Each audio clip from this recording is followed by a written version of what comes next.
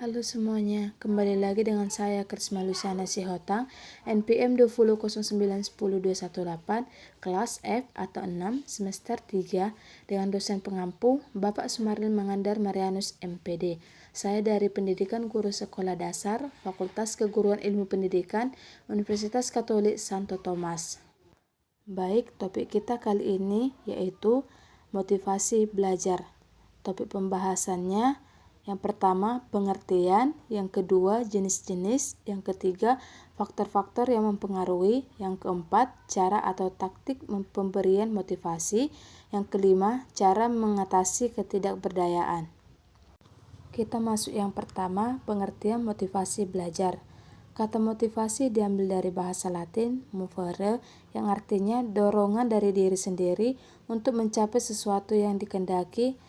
Motivasi belajar artinya dorongan dari diri siswa untuk mencapai tujuan belajar, misalnya pemahaman materi atau pengembangan belajar.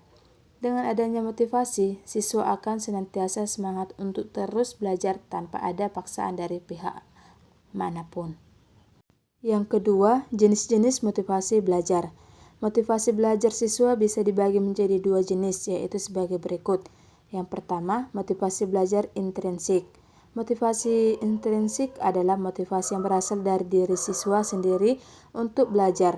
Motivasi ini bisa dipengaruhi oleh keinginan siswa untuk mencapai suatu tujuan tertentu, misalnya berprestasi, masuk sekolah favorit, masuk perguruan tinggi favorit, membanggakan orang tua, dan sebagainya. Yang kedua, motivasi belajar ekstrinsik.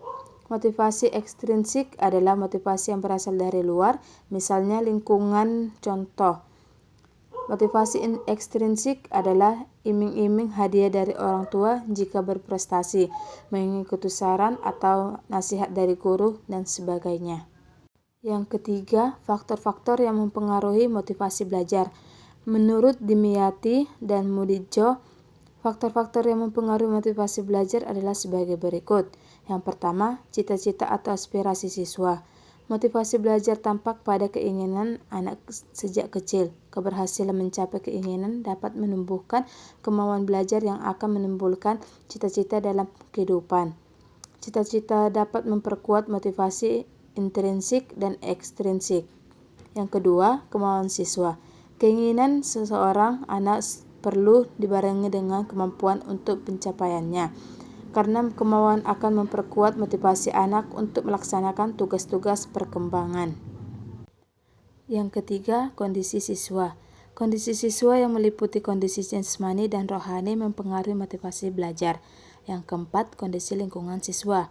Siswa dapat terpengaruh oleh lingkungan sekitar, oleh karena itu kondisi lingkungan sekolah yang sehat, kerukunan, dan ketertiban pergaulan perlu dipertinggi mutunya agar semangat dan motivasi belajar siswa mudah diperkuat. Yang kelima, unsur-unsur dinamis dalam belajar dan pembelajaran. Siswa memiliki perasaan, perhatian, kemauan, ingatan, dan pikiran yang mengalami perubahan berkat pengalaman hidup, atau Dimyati dan Mujiono 2002. Yang keempat, cara teknik pemberian motivasi. Ada beberapa cara meningkatkan motivasi belajar. Yang pertama, memberi angka. Yang kedua, hadiah. Yang ketiga, kompetisi. Yang keempat, ego involvement. Yang kelima, ulangan. Yang keenam, mengetahui hasil. Yang ketujuh, pujian. Ke-8, hukuman. Tidak hanya guru pembimbing, pembangkitan motivasi belajar siswa juga dapat dilakukan oleh guru kelas maupun guru bidang studi. Upaya-upaya tersebut antara lain, yang pertama, menjelaskan manfaat dan tujuan dari pelajaran yang diberikan. Yang kedua, memilih materi atau bahan pelajaran yang betul-betul dibutuhkan oleh siswa. Sesuatu yang dibutuhkan akan menjadi menarik minat siswa, dan minat merupakan salah satu bentuk motivasi. Yang ketiga, memilih cara penyajian yang bervariasi sesuai dengan kemampuan peserta didik, dan banyak memberikan kesempatan kepada peserta didik untuk mencoba berpartisipasi. Yang keempat, memberi kesempatan kepada siswa untuk sukses, seperti dengan memberikan tugas yang kira-kira dapat dikerjakan dengan baik oleh siswa agar siswa dapat merasa sukses. Yang kelima, memberikan kemudahan dan bantuan dalam belajar. Yang keenam, memberikan pujian, ganjaran, ataupun hadiah. Sama dengan guru pembimbing, guru kelas, dan guru bidang studi, juga dapat membangkitkan motivasi belajar melalui pujian, ganjaran, dan juga hadiah. Yang kelima, cara mengatasi ketidakberdayaan.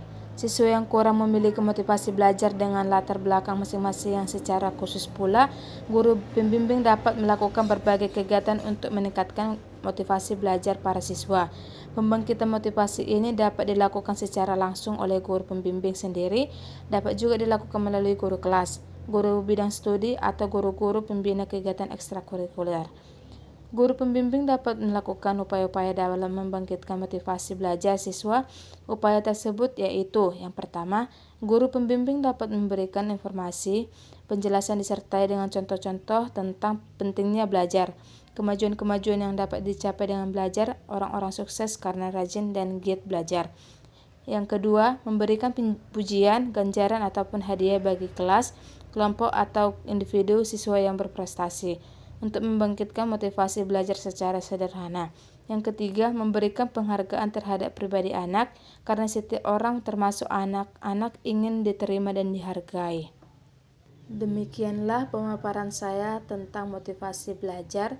Jika ada salah kata, saya minta maaf. Sekian dan terima kasih.